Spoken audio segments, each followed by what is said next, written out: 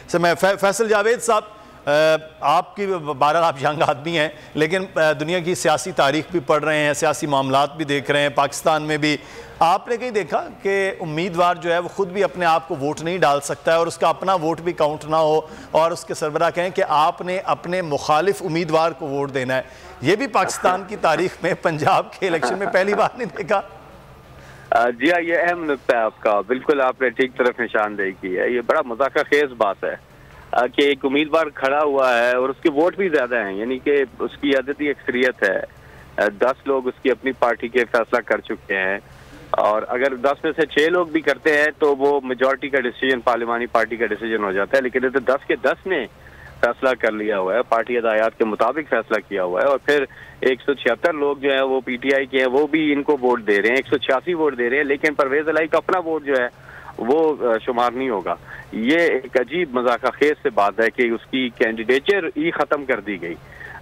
तो ये अहम नुक्ता है, इस पर भी गुफ्तगू होनी चाहिए और गुफ्तगू इस पे होगी। लेकिन इस पे मैं एक चीज थोड़ा सा मजीद क्लैरिटी के लिए कि बहुत से लोग कंफ्यूज कर रहे हैं एक चीज को कि पार्टी हेड जो है वो कहाँ आता है और पार्लिमानी पार्टी जो है वो कहाँ आता है। पहले तो एक चीज तो तय होगी कि वोट देने की हदायत या ना देने की हदायत जो है वो जारी करती है पार्लिमानी पार्टी।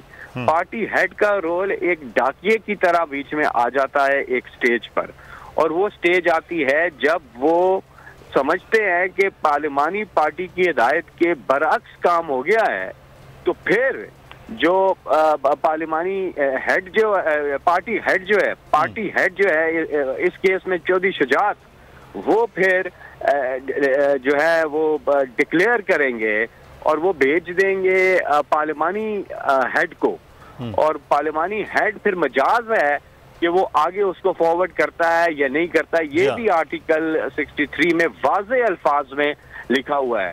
तो चौधरी शुजात साहब जो हैं उनका इस केस में अव्वल तो ये बनता ही नहीं, क्योंकि पार्लिमानी पार्टी की हिदायत की खिलाफ वर्जी हुई नहीं है। फर्ज कर लें कि अगर पार्लिमानी पार्टी ये फैसला करती कि हमजा शहबाज को वोट देना है, तो उस सूरत में खिलाफ वर्जी हो गई होती, तो फिर चौधरी शुजात साहब का थोड़ा सा उनके पकौड़ों वाले खत का थोड़ा सा रोल ये आ जाता कि वो दे देते पार्लिमानी हेड को कि जी अब आप आगे फॉरवर्ड करें। तो ऐसा तो कुछ हुआ ही नहीं है। तो पार्लिमानी हेड जो है, पार्टी हेड जो है, उसका रोल इतना ही है बस, और वो आइन में वाज़े लिखा हुआ है। अच्छा, मैं मोहम्मद उसामा गाजी, उन्होंने भी हमें ज्वाइन किया, उनको भी वेलकम करते हैं। लेकिन फैसल जावेद साहब, एक चीज़ इस सारे खेल में एक जो शख्सियत है उनका बड़ा किरदार रहा है, वो है आसिफ अली जरदारी साहब। ये पूरा खेल अक़लियत को अक्सरियत और अक्सरियत को अक़लियत बदलने में वो रहे पेश, और फिर ये भी कहा गया कि जरदारी साहब जो हैं वो सियासत के बड़े खिलाड़ी हैं और वो जीत गए हैं सारे अमल में। क्या कहें? नहीं जी, मैं समझता हूँ बहुत बुरी तरह हारे हैं। पहले उन्होंने पीपल्स पार्टी का कबाड़ा किया, फिर PMLN का कबाड़ा किया, अब PMLQ के चौधरी शुजात ग्रुप का उन्होंने कबाड़ा कर दिया है। तो ये पार्टियां उन्होंने खत्म कर दी हैं। अपनी पार्टी पहले खत्म की, फिर नून लीग खत्म की, और अब क्यू लीग जो है वो उसको खत्म कर दिया उन्होंने। तो अगर इस सूरत में अगर कोई लोग देखते, हमारे यहाँ एक और गलत जो चीज है कि जो जितना ज्यादा बुरा आदमी होता है, जितना ज्यादा चक्करबाज होता है, जितना ज्यादा वो श्रूड होता है, वो रोल मॉडल बनाने की लोग उसको कोशिश करते हैं कि जिस सियासत का चैंपियन है, एक जरदारी सब पे भारी, ये चीजें चल रही होती हैं। तो ये एक बिल्कुल एक गलत डायरेक्शन है। लेकिन अब कौम ने पहली बार जिस तरह से ये ज़िमनी इंतखाब हुए हैं, लोग डट के खड़े हुए हैं अपने हक के लिए। कल रात को जब ये इन्होंने गैर कानूनी अमल किया, उसके बाद जिस तादाद में सड़कों पे लोग निकले, तो वो वाली जो पुरानी वाली चीज थी ना कि जरदारी सब पे भारी, अब वो चलने की नहीं है। और जो कहता है उसको हमें शट अप कॉल देनी चाहिए कि भाई आप अल्लाह ताला के फरमान से और जो सिरात मुस्तकीम का रास्ता बना के सियासी हीरोज बना के सामने पेश कर रहे हैं, जो कि गलत चीजें कर रहे हैं। अगर आइन और कानून के रूल्स के मुताबिक काम हो, उनको आप हीरोज जरूर बनाएं। लेकिन वो लोग जाहिर है फिर उन लोगों को हमारा माशरा अभी अगर बाहर मुल्क में हो, बरतानिया की जो पार्लिमानी डेमोक्रेसी है वहाँ पे अगर कोई इस तरह से करे तो उनको तो जेल में डाल दें, लेकिन यहाँ पर भारी है जी, जरदारी भारी है। अच्छा, दूसरी चीज ये है कि इस मुल्क में ये जो हमने बरतानिया का जो पार्लिमानी सिस्टम रखा हुआ है, ये इस मुल्क में नहीं चलने का।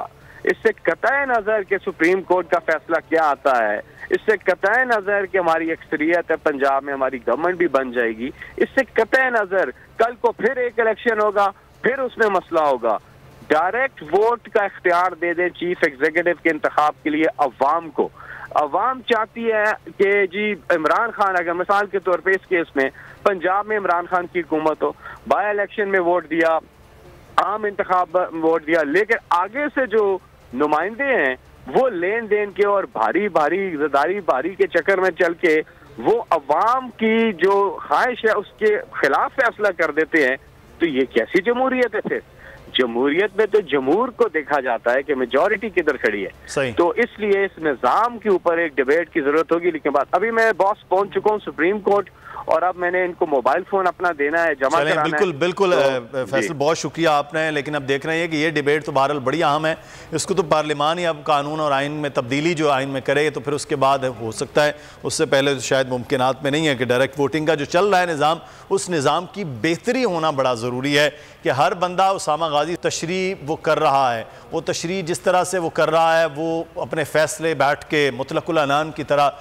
वो दे रहा है कि कोर्ट्स ना हो तो यहाँ तो फिर बनाना रिपब्लिक वाली सिचुएशन हो जाए। उसामा गाजी साहब बिल्कुल सही कह रहे हैं आप मुदस्सिर। और देखें फिर क्या ये जो लोग निकल रहे हैं, फिर आवाम को आप हक दे देंगे कि वो अपना हक छीन लें? फिर इस तरह से होगा अगर यहाँ पर अदालतों की नहीं माननी आपने, और जिस तरह जो जिसका काम है वो करे। क्या अब ये होगा कि जनाब आपकी मर्ज़ी के जजेस हों? क्योंकि अब आप देखें ना, मुस्लिम लीग नून ने डिसाइड कर लिया है, पीडीएम ने डिसाइड कर लिया है, फैसला कर लिया है कि अब कशीदगी पैदा करनी है।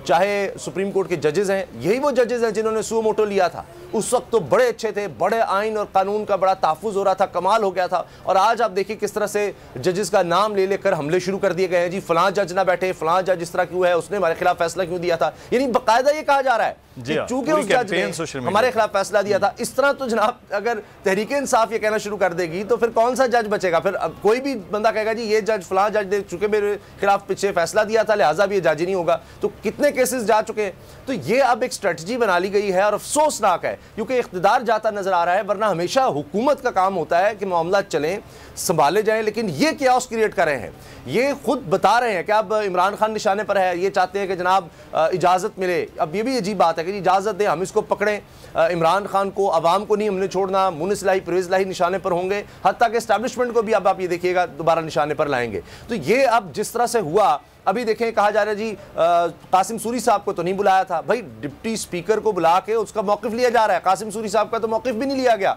तो ये तो आप देखें, तो इस वक्त अब सब नज़रें सुप्रीम कोर्ट पर है। लेकिन देखिए मसला ये है कि जितना मर्जी आप बिल्ड कर लें ट्विटर पे, सोशल मीडिया पे, कहीं भी कानून कानून है, इस तरह दबाव डालने से बात नहीं बनेगी। एक सरीहन खिलाफ वर्जी हुई है, सबको नजर आ रहा है। और जिस तरह डिप्टी स्पीकर ने किया, खुद से तो सुप्रीम कोर्ट के अहकाम की इंटरप्रिटेशन भी कर दी, और जनाब पार्लिमानी पार्टी का सारा यूनानिमस डिसीजन जो है वो भी रद्दी की टोकरी में। और आप देखें काफ लीग के पास कितनी ऑप्शंस हैं, या तो डिफेक्शन क्लॉज लगा के दोबारा इलेक्शन में चले जाएं, वो भी एक नया क्यास, अच्छा फिर सीएम बनाए करें।